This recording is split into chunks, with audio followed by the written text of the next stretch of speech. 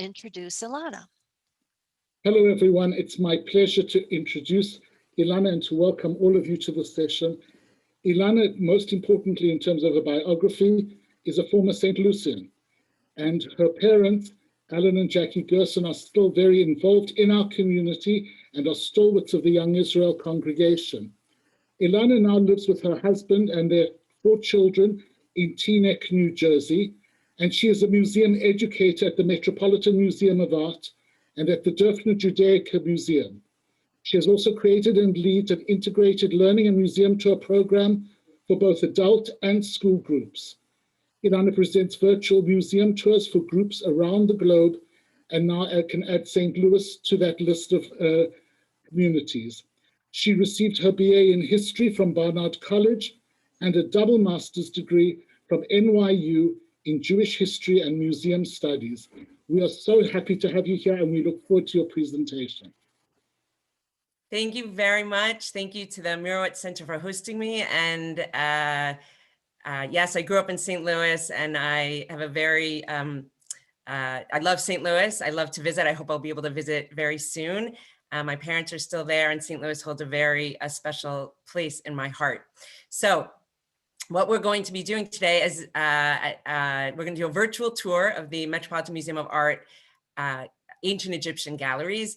And this is, I think, wonderful preparation for Passover. I know many of us maybe celebrate Passover, have friends or relatives or do, or are familiar with it. And it's certainly a major holiday for many people. And what I like to do with my program is really bring the Passover story, bring the experience of the Israelites in Egypt to life through museum objects. So I'm going to give a little bit of a background, but I want to do this with my screen share. So I'm going to pull up my screen share.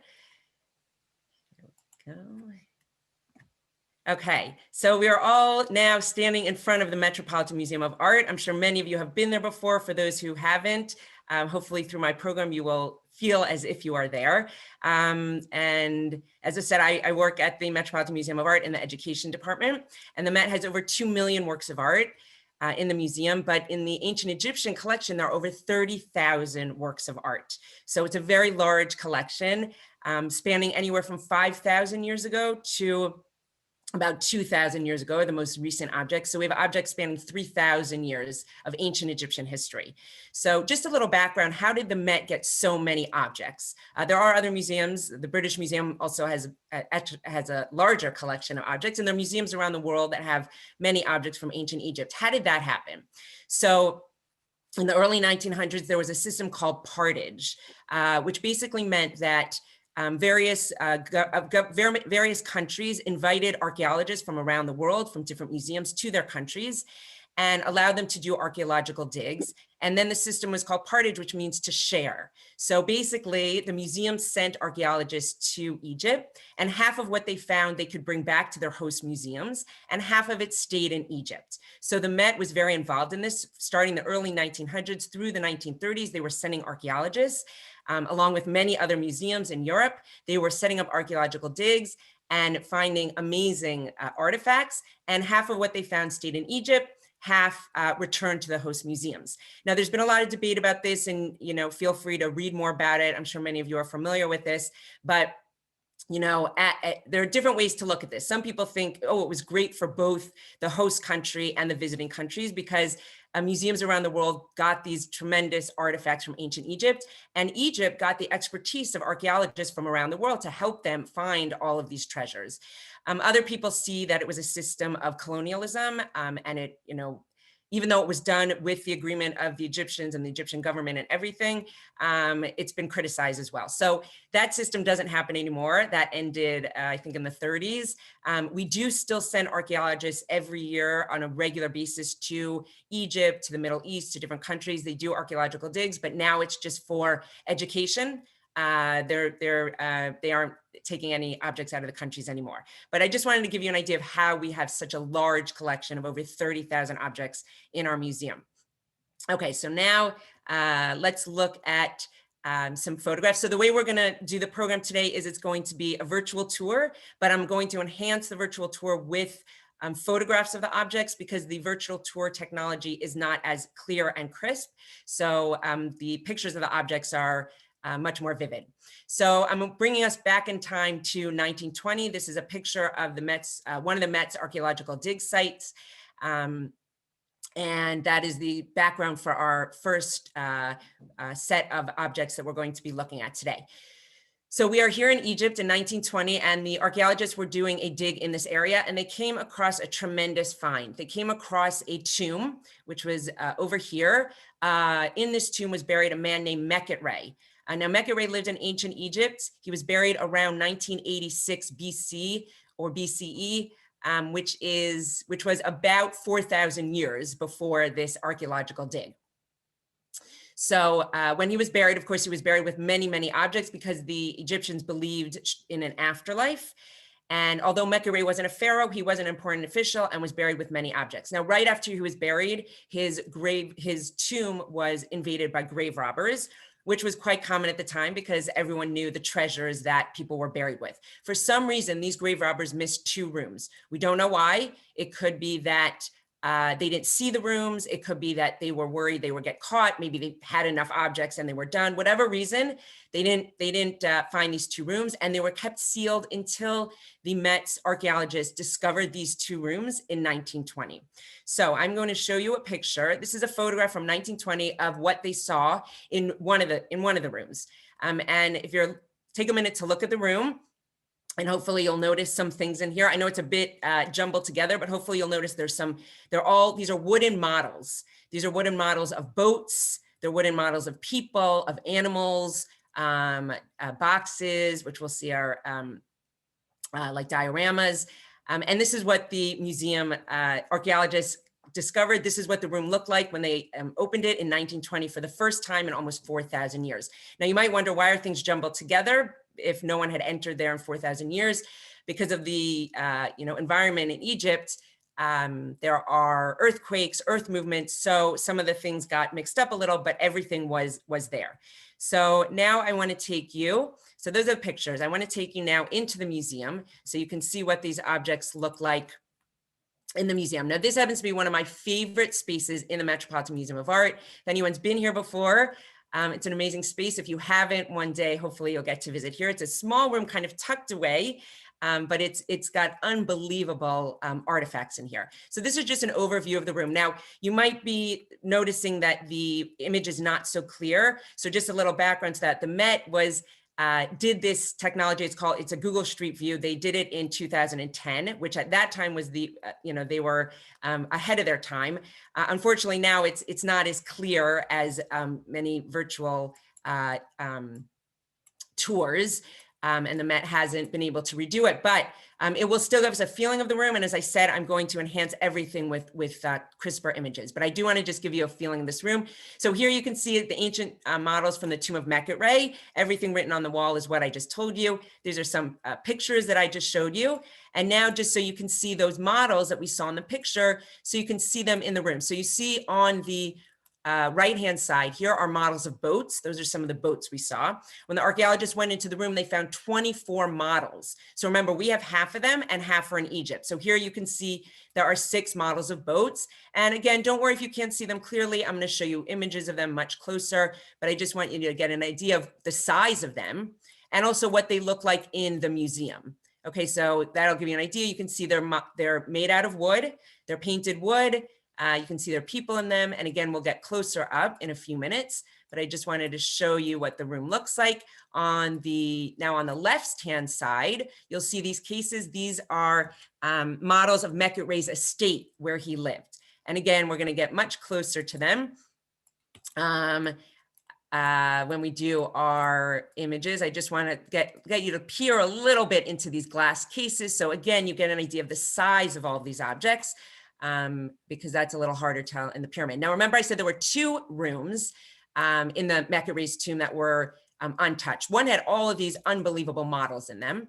The other room actually had We didn't find Mecca where Mecca was buried, but we did find where his servant Wa was buried, and that was the other room. So you'll see here a sarcophagus. That's where his servant Wa was buried. You can see the very simple objects that Wa was buried with compared to Mecca, right? Mecca had models of everything he owned, so that when he came back to the in the afterlife, he would have all his objects with him. Wa was just buried with his very simple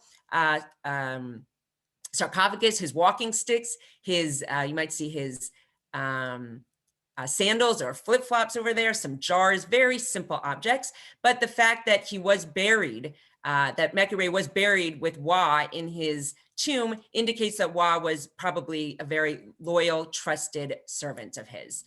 Okay, so we'll get one more glimpse of our room here, and then we are going to go back and see these images closer up. Okay. So here we go. So now we're looking at the boat models, the same things we were just looking at, just closer and more detailed, and their color also, which was hard to see in the virtual tour. So Mecca, as I said, was an important official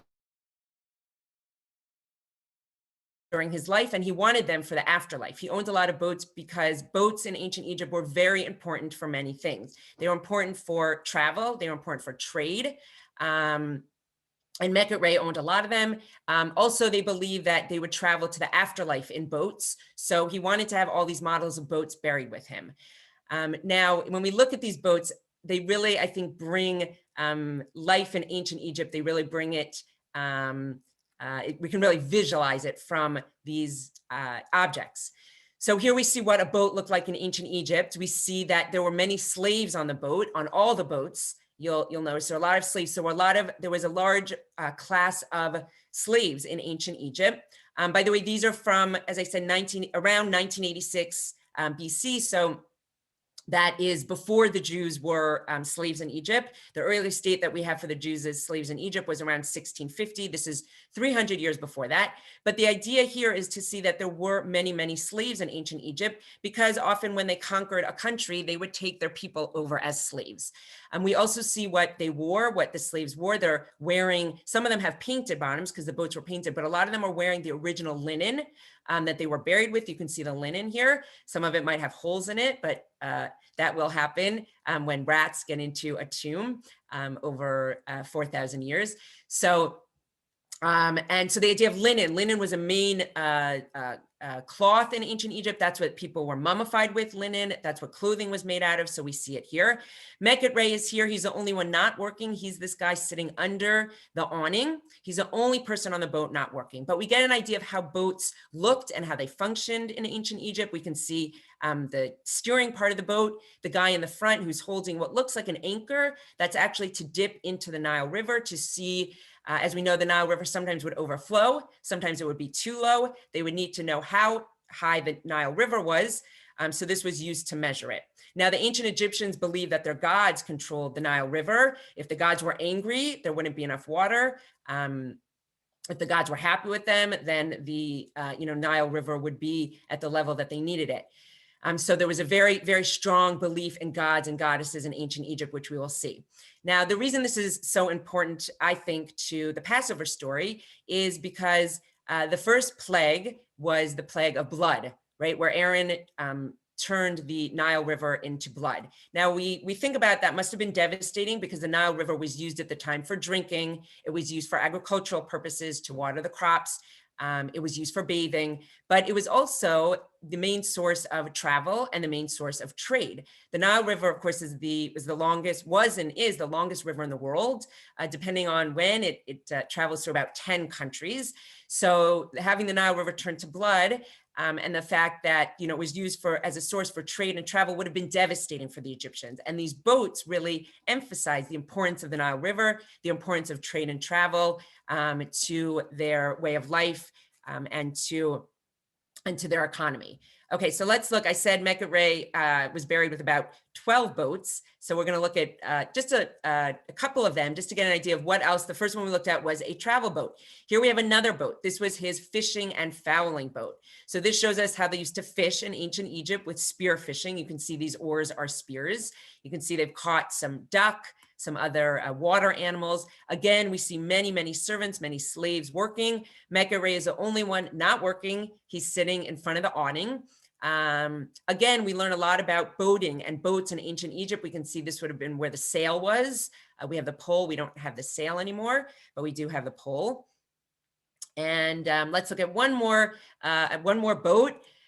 Again, a travel boat. So here again, we have Mecca sitting. You can see he's wearing his linen. That does have some holes in it. And he's holding to his lips a lotus flower. Lotus flower was a symbol of the afterlife. So this is the boat that Mecca believed he would take to travel to the afterlife. So again, boats were so important in the life of ancient Egypt, shows the importance of the Nile River. And I'm showing you boats from Mecca-Ray's tomb, but throughout the museum, we have other models of boats that other people were buried with, because of course, boats were way too big to fit in a tomb.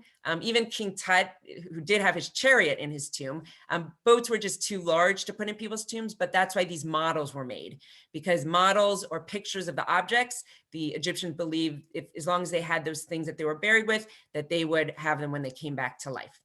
So besides the boat models that we have in the room of Mecca-Ray, I also showed you on the side those glass cases with models of Mecca-Ray's estate. So these are unbelievable models, again, which really bring ancient Egyptian life to light. So here we have our first model, and I'm sure many of you are looking at it and figuring out what it is. And this is one view. I want to just give you a bird's eye view, so maybe we could see it a little bit better. And this was Mecca-Ray's slaughterhouse. So we can see there are people slaughtering the cows. We can see how they slaughtered meat and what they did with meat in ancient Egypt. So you can see it hanging up here to dry. You can see they collected the blood. You can see that they're slaves and they're also overseers or taskmasters, which is referred to in the Bible, the idea of a taskmaster. We also see that they ate meat in ancient Egypt. There's, I think, a common misunderstanding that people didn't eat meat in ancient Egypt because they worshipped their gods and goddesses were often shown as animals. They worshipped animals, but that is a misconception. Meat was eaten in ancient Egypt, not by everyone because it was very expensive. So here Mecca-Ray would have eaten meat and had a slaughterhouse, but the average person would not have eaten meat. But we do have a visualization here to show us that yes, they did eat meat. They did eat cows and other kind of meat in ancient Egypt. Okay, so here we have a source from Exodus because I do want to tie it to biblical sources. And this is a sort that tells us, it's talking about when the Israelites were in the desert and they were complaining about the fact that they were taken out of Egypt. And they said, if only we had died by the hands of the Lord in the lands of Egypt when we sat by the flesh pots. And that's a translation from the original Hebrew. In Hebrew, it says, I'll read it, al-sir ha-basar. Basar is meat. So they're talking about when they sat by the meat, eating meat. So whether they really ate meat or not, the idea is there was meat being eaten in ancient Egypt. And when we ate our fill of bread, okay, so bread we see was very important, right? They're talking about meat and bread, and meat was for wealthy people. So we're seeing the important foods that they had in ancient Egypt. So this is a biblical source. And now I want to show you a visual of how we see how bread was so important in ancient Egypt. So I kind of gave you a hint here to our next object that we're looking at. This is probably one of my favorite objects in the museum. I happened to grow up doing doll houses and being very interested in that kind of stuff. So these models to me are just unbelievable. So this is actually a model of Mecca-Ray's granary, but again, it gives us an idea, a visualization of what a granary looked like in ancient Egypt. Now, grain was very important in ancient Egypt. It was not just used to make bread, which we're going to talk about. It was also a commodity. It was used to trade. So it was very, very important. And that's why we see a lot of wealthy people had their own granaries. And then, of course, there was a granary for Egypt, which is referred to in the Bible. Joseph was in charge of the granary in Egypt for Pharaoh. So this gives us a visualization. So how did it work? So the people would collect grain in the fields. The slaves would collect grain in the field. They would bring it in. These two guys sitting here are writing down, their scribes are writing down exactly how much grain comes in and how much grain goes out. They had to keep track of it. It was very important. Then we have the people with their baskets of grain, with their sacks of grain. So they're going to, after it's recorded, they're going to go through the door, up the stairs, and they're going to pour their grain into the granary. Now, we actually know that Mecca was buried with real grain. These little pieces that you see here, there was a lot more of them. How do we know that? Because when the archaeologists went into Mecca-Ray's tomb, there were little rat droppings in the granary. So they realized, rats had gotten in and out. Not only did they eat some of the linen, but they also ate some of the grain and left some of their droppings behind. So this was actual grain that Mecca-Ray was buried with, to show, again, how important grain was, that he was buried with it. Now, as we're looking at these objects, please keep in mind, and I probably will point it out a lot, because even after working at the museum for 20 years, it's still amazing to me to look at these objects that were made. These, as I said, were made 4,000 years ago, around 1980s, BC. And that's before they had advanced tools or advanced art knowledge. So they're creating these unbelievable models, and we'll see paintings and sculptures with, no art training, besides what they, learn from each other on the job, no art school, and very, very primitive tools. So as you're looking at these, just to appreciate not just how old they are and how the amazing workmanship, but, how they were able to do that many, many years ago. And I will probably keep pointing that out because it's just amazing to me. Okay, so let's see, what did they do? What's the next model? What did they do with that grain? Why was grain so important? So you'll see here we have on the right side a bakery, and on the left side a brewery. Okay, so the grain was used to make bread, which was a very important staple in ancient Egypt. And it was also used to make beer, right? If you put in these jugs grain and water from the Nile River, you will get beer. Now, beer was not considered an alcoholic drink in ancient Egypt. It was kind of like a regular drink that people drank. I guess it made the Nile River water taste a lot better to turn it into beer. But we see the importance of grain, again, for bread, for beer, their drink, and for trading as a commodity. I have a bird's eye view of this model also, just to see, again, the details of people making the bread, how they made it, what they used, making the beer. Very, very, very detailed. Okay, and then just to connect this to our story, we know in Genesis, it tells the story of Pharaoh being angry with two of his workers, the chief cupbearer and the chief baker. So again, that tells us bread was so important, right? Pharaoh had a chief baker. Now the chief cupbearer, I think, was dealing more with wine than with beer. But again, it shows us the importance of bread, of grain in ancient Egypt. And it also refers to, in the Bible, in Genesis, it refers to the idea of a granary, right? So it talks about in the story of Genesis, it's talking about Joseph, and Joseph gathered all of the grain of the 7 years that the land of Egypt was enjoying, and he stored the grain in cities, and he put in each city the grain of the fields around it. So this is a description from the Bible of Pharaoh's granary, which Joseph was in charge of. We saw a visualization of that with Mecca-Ray's granary, but again, it points out the importance of grain in ancient Egypt, and it points out the importance of storing grain in case there's a famine, which could happen. And it actually, in Hebrew, it talks about grain as ochel, as food. It refers to it as food. It was so important, it was the food. So again, seeing these, stories from the Bible and then seeing these objects really brings these stories and the history to life. Okay, our last object from the Mecca-Ray room is his garden. Again, it's all made out of painted wood. Very detailed. And then I just want to take you back to our original picture. Now that we've seen the museum and we've seen the objects, just to really appreciate the picture here. So we see right over here in the right-hand corner is the garden that I was just showing you.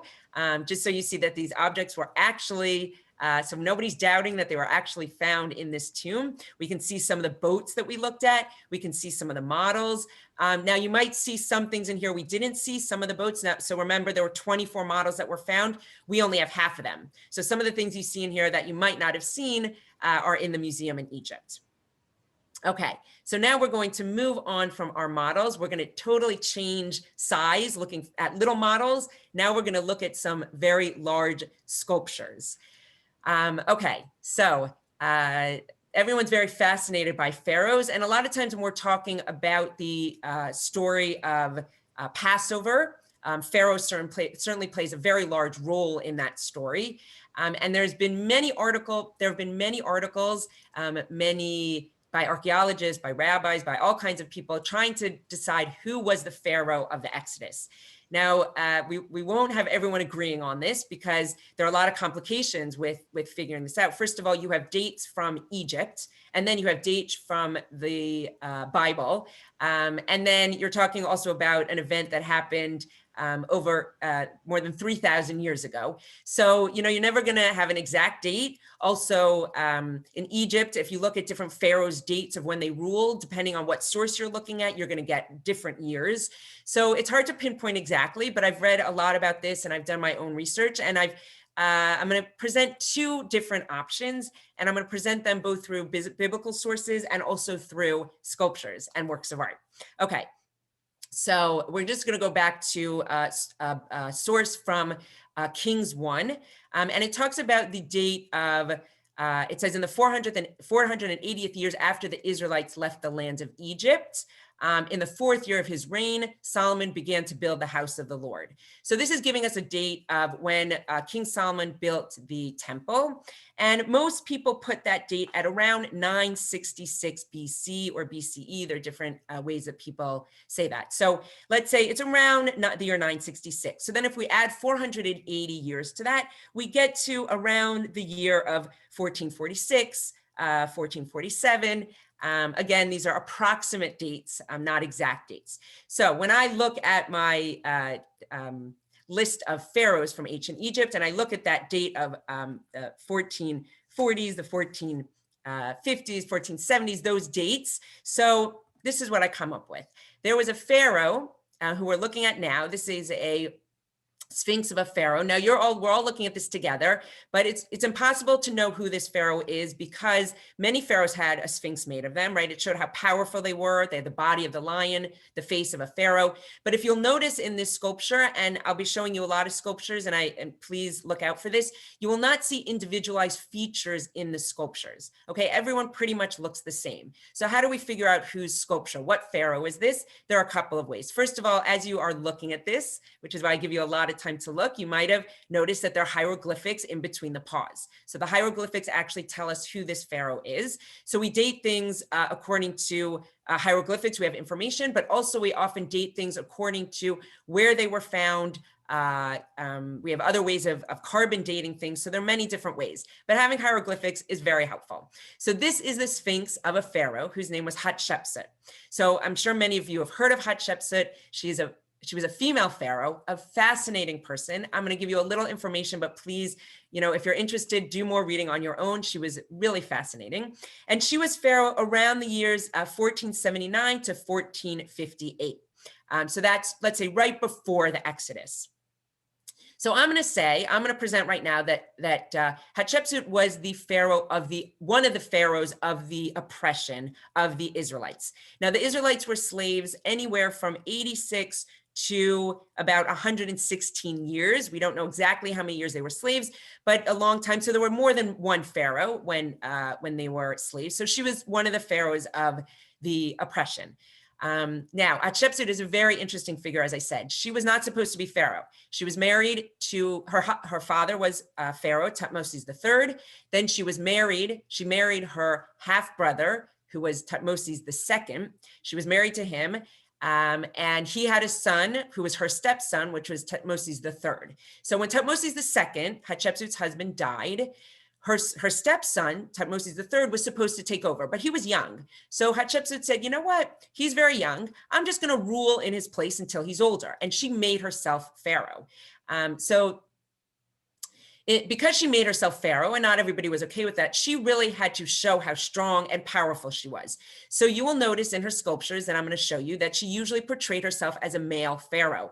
And I'm sure some of you were wondering that as I was speaking. She's wearing the false beard of the pharaoh. She's wearing the headdress of the pharaoh. There are no indications that she's a female here. In most of her sculptures that I will show you, she appears as a male. And I'm going to bring you into the museum so we can see some of those sculptures in the museum. Okay, so we are now together back in the Met in the Hatshepsut room. This is a room full of sculptures of Hatshepsut. Now you can imagine if we have a room full of Hatshepsut sculptures, that she had a lot of sculptures made of herself. Again, she's usually shown as a male. Look at her, look at these sculptures, right? She has a false beard. She has the traditional headdress of a pharaoh. There's nothing on these sculptures indicating that she's a male. As I'm taking you around this room, you will notice many things. Keep them in mind, and hopefully I will talk about them. Otherwise, you can ask me at the end. But unfortunately, the virtual tour technology, there were no people in the museum. That was part of the technology at the time. So you might not be able to get an idea of exactly how large these sculptures are. I'm going to try and give you an idea. When I'm lecturing in here and I'm standing, I pretty much reach up to the elbow. Okay, so they're very large. You can also see in the back that there's a label. Usually the label is a round eye view. So you can get an idea that these are very large sculptures. There's some sculptures of Hatshepsut's head on the wall. Here's some more sculptures. Again, she appears as a male. They're all carved out of stone, limestone, various stones. Now, she did have a couple sculptures where she appeared as a male, and we'll see some of these sculptures closer up. I just wanted you to see what they look like in the museum. These sculptures back here, she does appear a little bit more feminine. So we do have sculptures indicating that she was a female. The feminine ones also are carved out of marble. Now, as you're looking, you probably noticed, and I wanted to give some time for different questions. You might have noticed some of them are broken. Now, if you have a 4,000-year-old sculpture made out of stone, it doesn't just break, right? Something has to happen to it. So that continues on to our story with Hatshepsut declaring herself pharaoh. Her stepson Thutmose III, as he got older, was not happy about this at all, that his stepmother made herself pharaoh. In fact, she became a very powerful pharaoh. She wasn't allowed to lead the military because that was reserved only for males. So instead, she decided to increase the trade routes of Egypt, and she greatly increased what I'll refer to as the GDP of Egypt over her time and made them much more wealthy country. So she didn't have military conquest, but she had a lot of success in terms of trade. So anyway, Thutmose III was very angry that she became this powerful pharaoh and ruled when he was supposed to be ruler. When she died, he had most of her sculptures destroyed. Now, you might see, well, they look pretty good, right? They just have some broken parts in them. Well, first of all, these broken parts were broken in some of them small pieces. They were scattered throughout and buried. And there are amazing stories about how archaeologists from different countries, the archaeologists from the Met found, her head, and archaeologists from Germany found an arm, and an archaeologist, and they kind of traded pieces. These sculptures had to be put back together. At that time, the museums, in the art world, they were doing a lot of restoration. So you will see that they even added some parts to they had to fill in some parts of the sculpture on the base to, make it stand. But a lot of it, parts were not found. And you'll also notice, by the way, on her face, a lot of the times the face is the part that is missing. So that Thutmose III, what he had done was first, destroy her face, because they believed in ancient Egypt, if you destroy a face, you destroy someone's memory. So you will notice on a lot of these sculptures, the face might even be missing or destroyed. It's also very easy to chop off, or not easy, but easier to chop off a nose, which is kind of sticking out, a piece of the sculpture that's sticking out. You'll see this sculpture, the head is even missing. So that was done on purpose by Thutmose III. And in fact, he tried so hard to erase Hatshepsut. He had her name list erased from the names of pharaohs, that from this time, from around the 1450s or 1430s until 1822, until the year 1822 of the Common Era, there was no reference to Hatshepsut. In 1822, there were archaeologists who were digging in Egypt, and they found these pieces and started putting things together, and they realized there was this pharaoh named Hatshepsut that had been erased. So if not for that, her information was destroyed, was missing for about 3,800 years.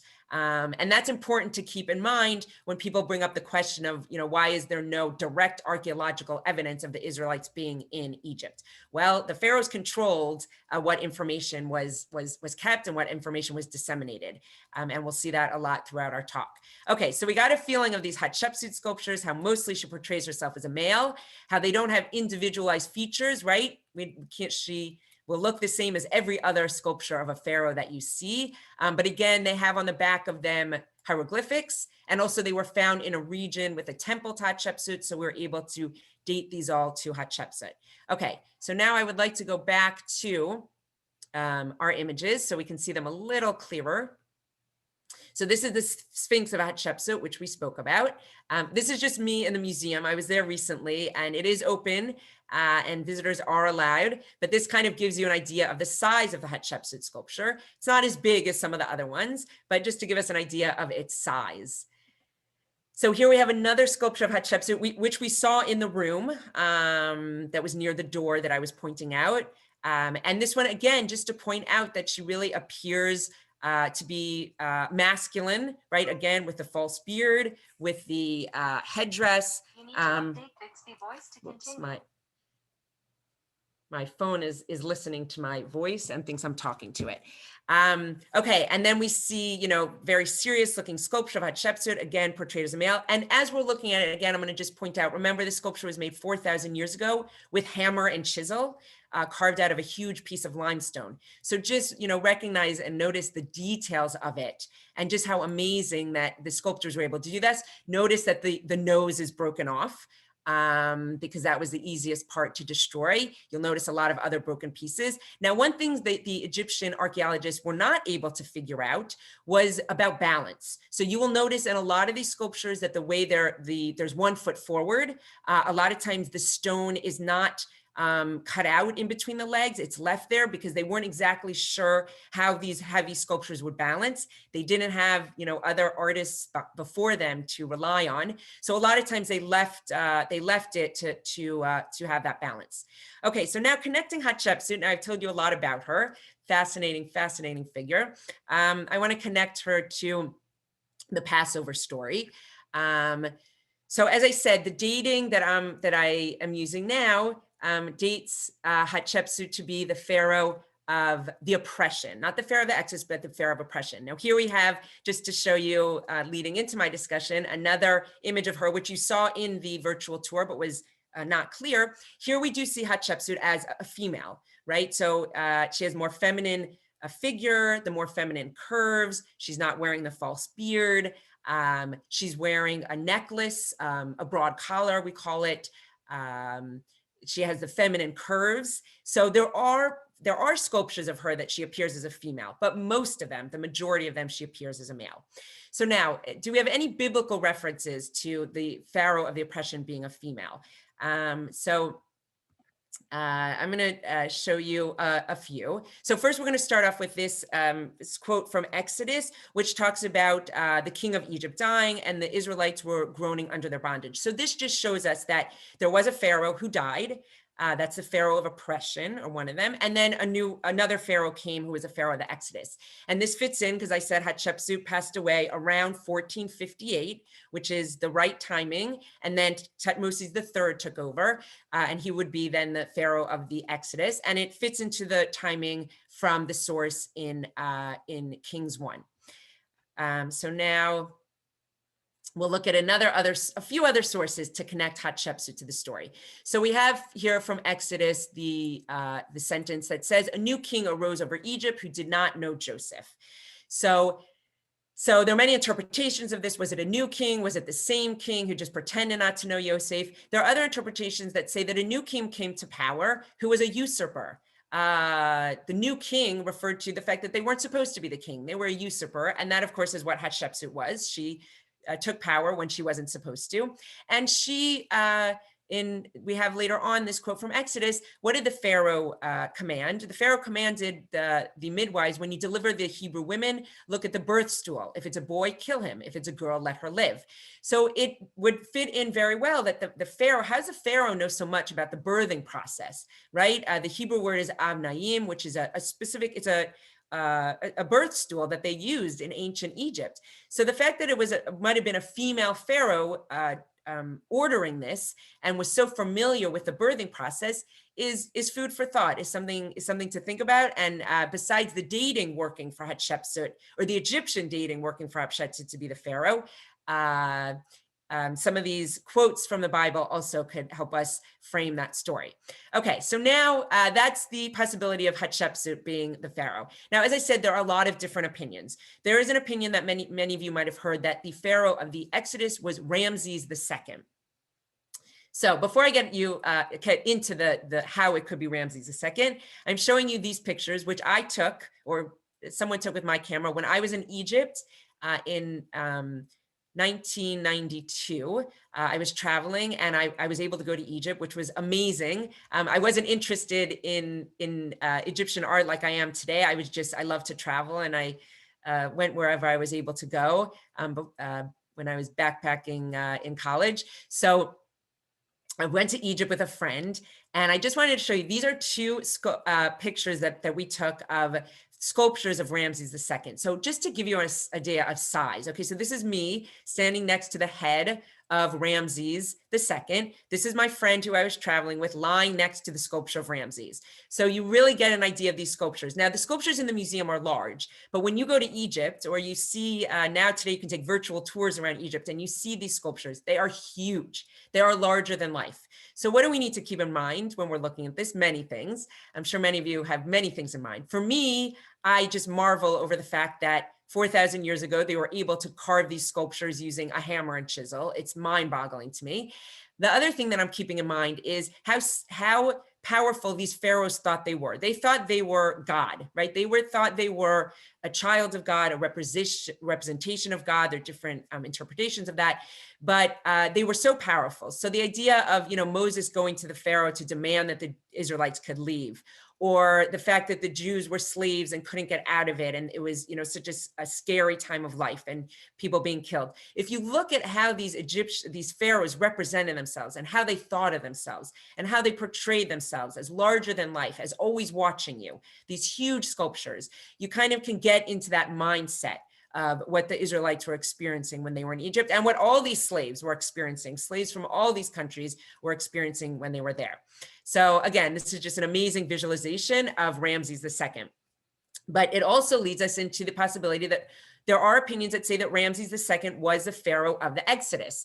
There are a number of reasons. Some people do date it to the year of 1290 BC, which is when Ramses II was pharaoh. By the way, Ramses II, fascinating figure also to look up. He ruled Egypt for about 67 years. He lived into his 90s, which at that time in the 1200s BC, to live into your 90s was unheard of. The average lifespan, I think, was maybe 30. So he lived into his 90s, right? We know King Tut died at age 19. So Ramses was the longest ruling pharaoh, one of the longest ruling leaders ever, actually. He had apparently many wives.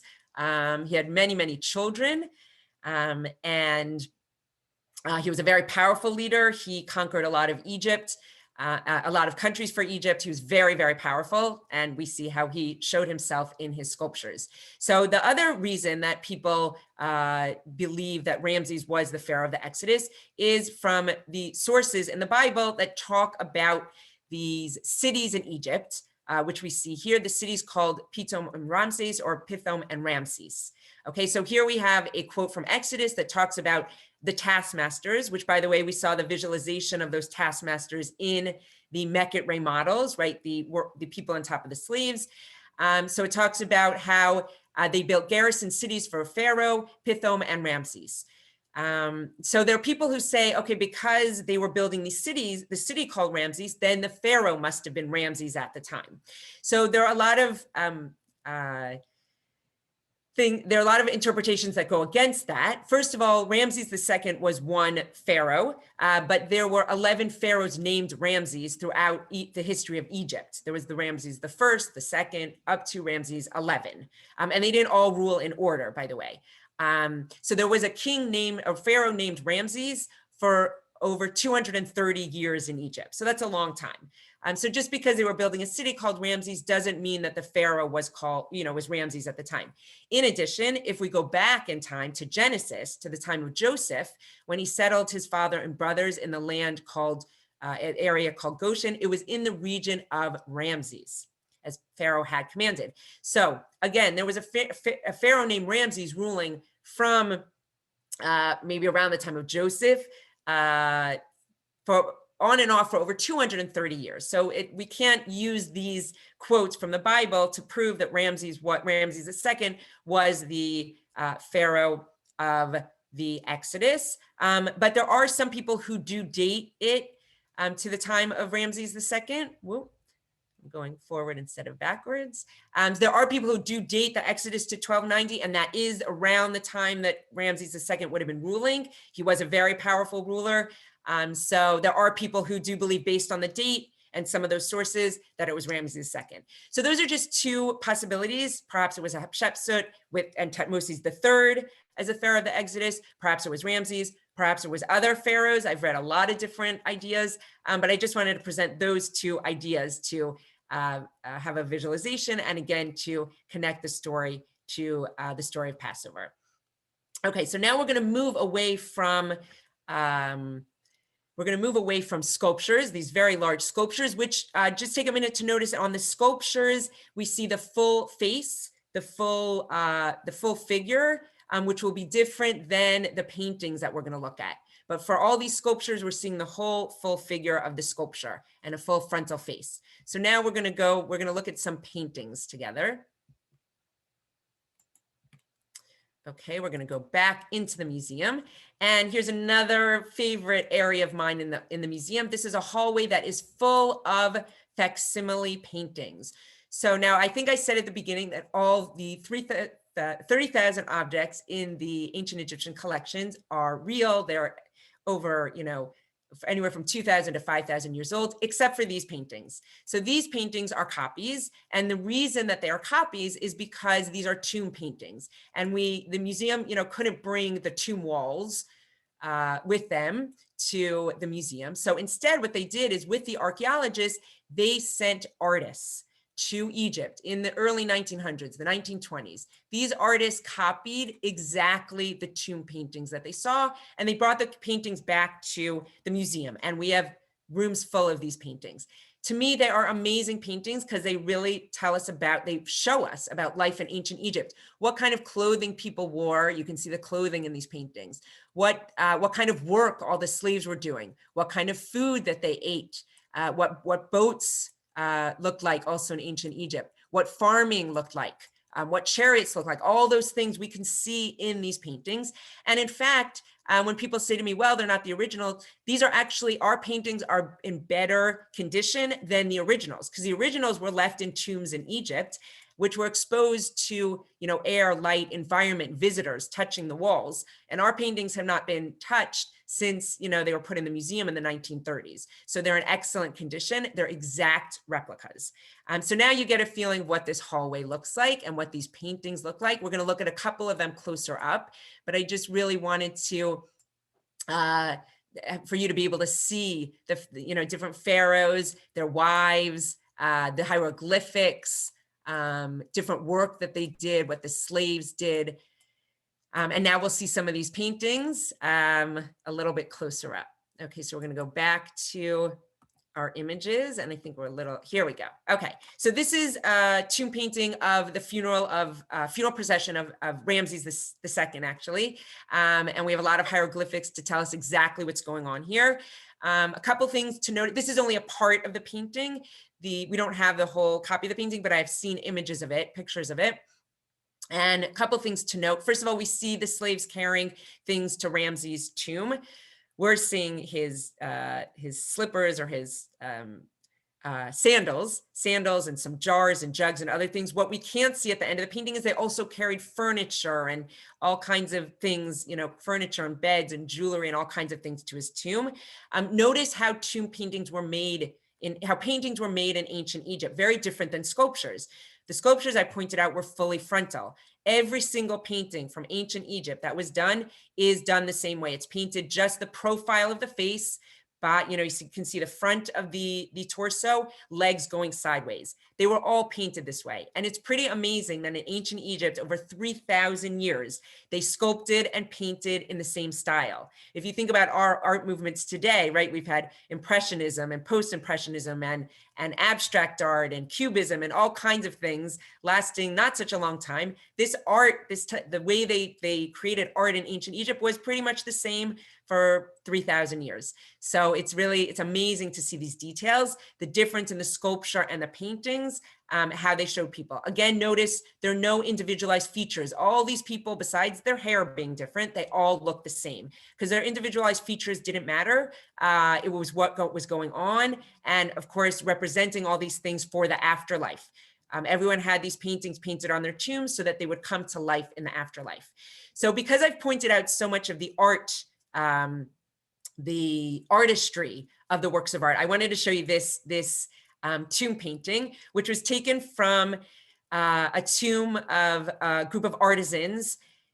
And in this painting, we can see them creating works of art, which is just really amazing to me. You can see people making jewelry, making furniture. You can even see someone making a sphinx here. You can see them using a hammer and a chisel. I'll show you a close-up. It's a little bit hard to see. But again, I just wanted to point out the way they painted, right? Profile of the face, everyone's sideways, no individualized features. The most important person is always painted the largest. That's why this guy he's not bigger than everyone else. He was just more important. That's how they indicate it. Someone didn't like this person because they scratched out his face. The same thing with destroying sculptures of Hatshepsut's face or Pharaoh's faces. The idea of if you scratch out a painting, the face of a person in the painting, you're also destroying them, you're destroying their memory. And by the way, the artists from the Met copied the paintings exactly. So even if there were parts that were scratched out or scraped out of the paint, that's how the artists copy them. Just amazing, these paintings. I'm just going to show you close-ups of them. Again, this is a close-up of the artisans preparing things for a tomb, weighing gold. We have the scale over here. Again, by the way, artists and artisans would work on people's tombs for many, many years so that they were ready when the Pharaoh passed away. You never knew when someone was going to die, so they had to work on it and prepare it for many years so that after the mummification process, the person could be buried. And here we have a close-up of the man who's making the Sphinx, which is unbelievable. Again, he's got a piece of rock in his hand and a piece of metal, a hammer and a chisel, which is just unbelievable. Okay, and just there are many, many tomb paintings, but again, just to get the idea of what people wore in ancient Egypt, what women wore, what men wore, what jewelry they had, agricultural practices in ancient Egypt, all these things we can learn from these tomb paintings. Okay, so now we are going to go to our last topic of today, our last set of images that we're gonna look at today, and then we'll open up for questions for those who have time to stay. So first, we're gonna start off with, that was a picture, but I want to start off in the museum, in a very special room in the museum. This is a room, any of you who have been to the Met, you might have been to this room. It's very popular. It's called the Temple of Dendor. So in this room, just to give you a feeling, we are supposed to feel like we are in ancient Egypt. So we'll all imagine we're in ancient Egypt. We have sculptures of pharaohs over here. We have our Nile River. We have the windows which face Central Park and let in sun to make it feel like the climate of ancient Egypt, the desert. Also, they are curved to look like pyramids. And we will walk around this room a little together to get to the temple. The temple's in the back here, way in the back. And it's a temple that was originally along the Nile River. But let's walk around the room a little bit together just to get a feeling for it. And I will tell you the story of how this temple also got to the museum. Let's see, on the wall over here are pictures of the Temple of Dendor, what it looked like in Egypt. I'll show you these pictures closer up, but that tells the story of the Temple of Dendor in Egypt and how it got here. Let's bring us onto the platform of the Temple of Dendor. Here we have, in the same room, is the Sphinx of Hachepsu, which I showed you. So here we have her Sphinx right next to the temple. So you'll notice the temple is made out of many, many stones. There are carvings on the temple, carvings of the Pharaoh giving offerings to the gods and goddesses. It's very, very detailed. It was a temple to the goddess Isis. I want you just to see the temple from this view and see the room, so you'll have an idea of what it looks like. Okay, so now what we're gonna do is, and again, the room is full of objects from ancient Egypt so that we feel like we're in ancient Egypt. Notice also There's sculptures of a goddess in the back here also. And I think I referred to the fact that a lot of the goddesses were, gods and goddesses were referred to either as animals or having attributes of animals. So let's just look at this sculpture over here. This is the goddess Sekhmet. Here's a close-up, great. And there are 4 sculptures of the goddess Sekhmet. She was a goddess of plagues. So very interesting. They had a goddess of plagues to protect them or save them or from plagues. So we see that plagues were happening in ancient Egypt, not just the 10 plagues, but there were lots of different plagues that happened in ancient Egypt. This was the goddess that was supposed to protect them from it. She's got the face of a lion, the body of a female, the opposite of the Sphinx of that we saw of Hatshepsut. So gods and goddesses were often represented as part animal, part human, to say they had characteristics of animals and they had characteristics of humans. That's why they were so powerful. Okay, so now let's look at this room and this story through a little bit clearer images. Okay, so here, just a picture of the room we are in. And there's actually a person in this picture to maybe give you an idea of size of things also. These just unbelievable how large these sculptures and the temple is. Okay, so let's tell the story of the Temple of Dendor. The Temple of Dendor was originally in Egypt on the banks of the Nile River. This is actually a picture from the late 1800s. I think around the 1880s, this picture was taken. So you'll notice our Temple of Dendor, right? The 2 buildings on the banks of the Nile River. You don't see the Nile River, but you will soon. Here's another picture of the Temple of Dendor, again, taken in the late 1800s. And I'm always looking at the beauty of the building and the architecture. And I always get questions asking me, why is there English letters and numbers written on here? And that is unfortunately because people who visited the Temple of Dendor in the 1800s in Egypt would carve their names or spray paint their names and the dates. These things weren't guarded back then. So that's very unfortunate because it doesn't come off. But here we have the Temple of Dendor and all the original carvings, see how it looks in Egypt. And now you see the Nile River and what started to happen. So the Nile River was starting to overflow. After the building of the Aswan Dam in the early 1960s, the Nile River was starting over to flow, and it was overflowing on these Egyptian temples that were lining the Nile River. So this was a big problem because it was causing water damage. You'll see the water sometimes would overflow, as we discussed, and it would sometimes overflow so much that it was submerging these temples in the Nile River. So the Egyptian government and the archaeologists there were very upset about this.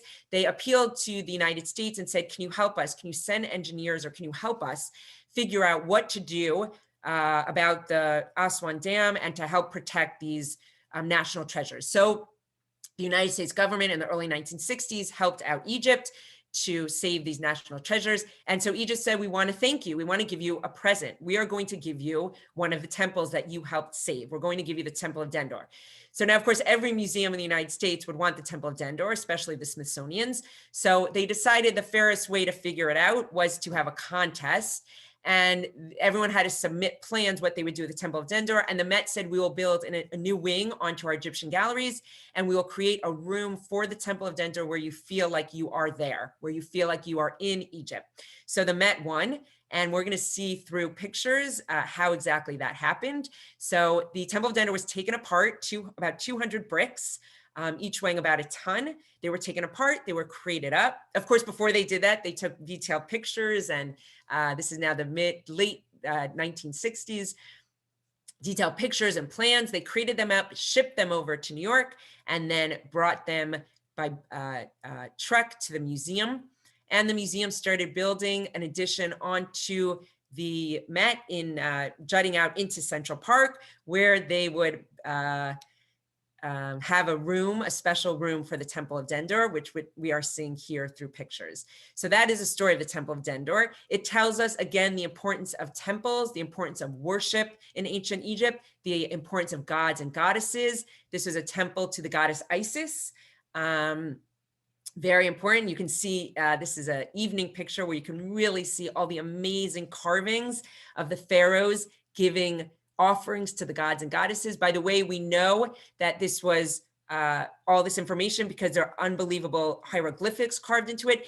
By the way, the Temple of Dendor is one of the newest objects in our collection. It's about was made about 2,000 years ago. Actually, when it was a Roman, it was Augustus Caesar it was the Pharaoh of Egypt right then, and he wanted to show his power. He made this temple to the goddess Isis. Here we see some more of the carvings with Pharaoh, the Pharaoh himself giving offerings to the gods and goddesses. You see the goddess here represented as a lion head and a female body. This god is represented as a human.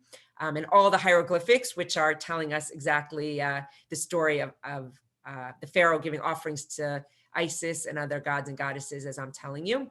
By the way, the Temple of Dendor was originally painted, although it looks great in original stone. It was originally painted red, yellow, green, blue. You can see some of that color still on the top. You might be able to see some of the red and faint yellow, of course, because of the water damage. A lot of the color earlier had already disappeared because of sun and all those other things, but then the water damage added to that.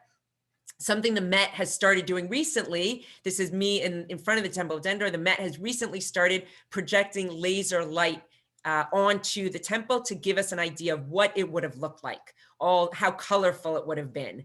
I always appreciated it as just a stone building, but it would have been painted with lots of colors. And just to end off with the hieroglyphics, and as I said before, you can see that unfortunately when people visited the Temple of Dendor in the 1800s, here we have January 1st, 1818, people carved their name on it, which is something that we can't get rid of. But even with that carving and all that, it really is an amazing structure with unbelievable details.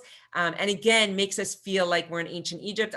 Most years on Passover, I bring my children, I bring friends, I do a lot of tours over Passover, people who really want to, kind of feel like they're there, really understand the objects, understand the experience. I think it says in the Passover Haggadah, the idea of that we should feel as if we left Egypt. So what better way than to, see these Egyptian objects and go to an ancient Egyptian temple and see all these things and experience them, the actual artifacts. So with that, I will end my part of the presentation. Thank you all. I know many of you stayed on for the whole time. Thank you all for that. We're going to open up to questions. I see the chat has been lighting up, so I know there are questions and comments, and I'm happy to stay on and answer whatever I can. And thank you all for coming on this journey back in time to ancient Egypt with me. Ilana, you want to stop share so we could? Sure, I will stop share. Great. There we go. Great. So then we do have a couple of at the very beginning. So Francine asked, how do we know the names of these people? I think that was earlier on in here. So maybe like Mecca Ray when I first started talking. So luckily we have there are a lot of hieroglyphics everywhere on a lot of the objects, a lot of the tombs. So we're able to get a lot of information from hieroglyphics. Also based on where things were found, what areas they were found in, carbon dating, we're also able to put names and dates to objects. By the way, I think I showed you the way beginning the virtual tour of Mecca Ray's the sarcophagus of his servant whose name was Wa. So on his sarcophagus, I think you might have seen the hieroglyphics, it said, this is the sarcophagus of faithful servant Wa. And by the way, that's an interesting story of itself. I'm sure many of you are familiar with the Rosetta Stone. So the language of hieroglyphics was lost for many years until the Rosetta Stone was found. But luckily we have it now, and many people who can read hieroglyphics. Also, she wanted to know, are all the figures original as found? Yes, all the figures that were in, yes, all those figures from Mecca Ray's tomb, those were the originals. The museum had to put things together a little, and at that time they were, today we really leave things as they are, but at that time they did have to do a little bit of restoration, but they didn't add anything or they didn't, paint anything, or they just had to kind of put some things together that might have broken. And then Diane would like to know, was the servant killed to be buried with his master? Okay, good question. We don't know that. We don't know for sure. If the servant died before, then he would have would have been buried. If Mecca died first, then the servant would have been killed to be buried with him. And by the way, it's very rare that servants were mummified because it was such an expensive process. So that was very rare. The fact that Mecca had this Wa buried with him, and that his body was found was very rare. Interestingly, the body was sent to the museum in the 1920s. In 1940, at the museum, they decided to unroll the layers of linen because they had taken X-rays to do carbon dating, and they noticed shadows in the layers of linen of Wa. And they realized he was buried with a lot of jewelry. So that is out in the museum. Whatever was left of the body, the bones were sent to the Museum of Natural History because they do that kind of research. But that also gets into a whole discussion of, taking things out of tombs and putting them in museums. And that's a whole other discussion to have. And Barbara would like to know, what was the significance of the false beard? So interesting. It was a symbol of the pharaoh, just like the headdress. I don't know the derivation of it, but the false beard was actually not hair. It was woven of different materials. It was tightly woven, and then there was like a string attached to it. And it would have been wrapped around their chin. So it wasn't an actual beard. It was a woven beard, and I think it was a symbol like the headdress to show that someone was a pharaoh. It was like like kings wore crowns or carry set or different things that they had. The false beard was one of those symbols. And then Cindy would like to know, why is it called Temple of Dendor if it's to Isis? Yeah, so it's to the goddess Isis, but Dendor was the area that it was, the area of the country that it was built in. Let's see what we've got. We've got a couple of comments that it was just a fabulous presentation. I'm looking to see what other questions we might have first. Margot wants to know, are there more pictures around the time of the actual exodus of the Jews that shed light on the plagues, etc.? So it's a good question. So we do have objects in the museum, definitely, that are closer in time to, people pretty much date the time that the Israelites were in Egypt from about 1650 to 1450, about that 200-year range, 1650 to 1450 BC. We do have things in the museum from that time period. We don't have anything that specifically shows the plagues or the exodus from Egypt. And there are a lot of different opinions about that. Which is a very long discussion. There are people who say that there are references to a group leaving called the Hyksos. A lot of people say that the Israelites are referred to as the Hyksos. There are also, the other reason why there's a lack of archaeological evidence, as I mentioned earlier, is really that no pharaoh, certainly not Ramses II, but no pharaoh would have wanted any record of a large group of people leaving, a large group of slaves leaving the country. So even if there was archaeological evidence, that probably would have been destroyed. As we saw, pharaohs did a lot of destruction of evidence that they didn't want around. But there is a museum that has a reference to a group of Canaanites, and there are people who say that those were the Israelites. So there are, different references that we found over the years, but nothing specific, no images that specifically show, the plagues happening. Myron, he got a little late, and he asked about it being recorded, and I would like to let everyone know that this program today was recorded. It will be on our Murowitz Center website in a few days. So if you would like to repeat and watch again, you can do that. Or if you want to catch up or send it to somebody else or send them to our website. Also, Myron would like to know, how do you spell the woman Pharaoh Hatshepsut. Thank you. Okay.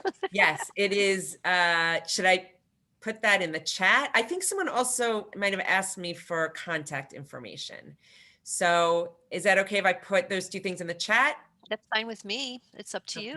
Yeah.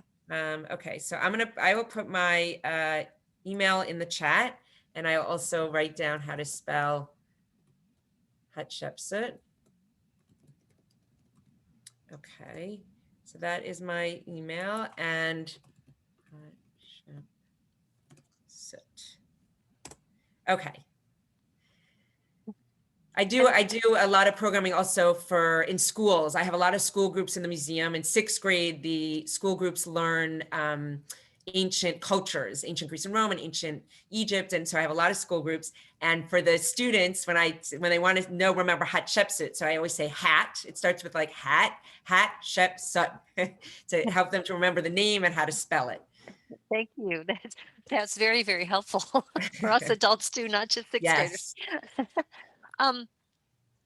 So John and Eunice would like to know, was there restoration of the paint? The colors are amazingly bright. So, okay, so the facsimile paintings that we saw, remember, were copies. So those were done in the 1920s. Nothing's been added to them, but they were done in the 1920s, and then they're in the museum behind glass. So they've been very protected. The paint on some of the original objects, like what paint did they use in ancient Egypt? They didn't have paint. They used natural dyes, right? From berries and from flowers and from snails, right? Snails let off that purplish color. So they use natural dyes. So that's also why, many of them might not have lasted so long, being exposed to the direct sun of ancient Egypt and, water damage and of course time. So, but the paintings were done by artists with their, oil paints and all that, and those have not been restored at all. So I think I got all of the questions. If anyone else has another question, you can raise your hand, you can type in the chat, and we have lots and lots of chat comments about the wonderful program that you have given today. It was just fabulous. Everybody thoroughly enjoyed it. And I want to make sure everybody has their questions answered today. Not seeing another. Oh, John, go ahead. Yeah, back about that paint, I was really referring to like the figurines and the boats. Their hair was very black, and did they use black clay I remember being in Egypt 30 years ago, and in the tombs, the wall paintings were still pretty vibrant, and I kept on thinking, well, they've restored them some way. That's so interesting. So the models they're made out of painted wood. As far as I know, I don't know about the tombs in Egypt, like if they touched anything up. I didn't think they did, but I'm not sure about that. I guess it is possible for some of those tombs in Egypt, since they're, dark and underground, maybe some of the colors were really well preserved. But the models, no, those were not, they weren't repainted. Some of them had to be put together a little bit better and whatever, but they weren't repainted. Thank you. They are beautiful. It's amazing that they've lasted this long and they're still beautiful. Yeah. So thinking we have answered everyone's question for today. Ilana, what a wonderful program. It's amazing how you helped us actually walk through the museum, and just a beautiful, beautiful program. Thank you so very much. Thank you. And without any more questions, we will hopefully have you back another time. Great. Thank you very much. Thank you to Appreciate Neurocenter for Thank you. hosting me. Bye. Bye.